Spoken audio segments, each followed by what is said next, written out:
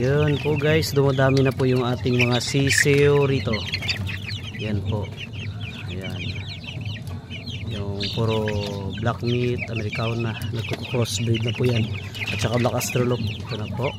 Tapos doon po yung iba sa ibang kulungan. Okay, check natin guys. At ito naman po guys sa loob. Yep. Okay.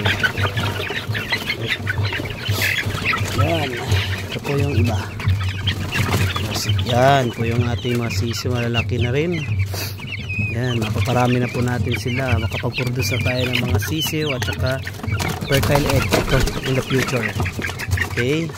Tapos dito naman yung mga mas malaki pa ng konti. Itong grupong ito. Yan. Yep. Oops. Ito yung malalaki na yan. Yun. Ang dami, ang bilis na lumaki nila guys. Yan po. Yan. Hindi na sila magkasya dito sa ating kulungan. Yun. Tapos yung natira na sa brooding natin guys.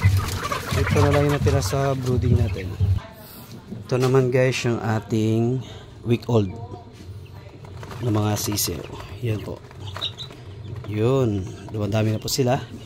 At ito po yung bagong harvest nating itlog. Ito pa po.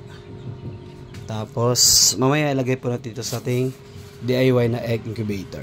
Okay, lahat po yan guys ng mga sisiw natin na papisa. Dito po yan sa DIY na ating ginawang egg incubator. Okay.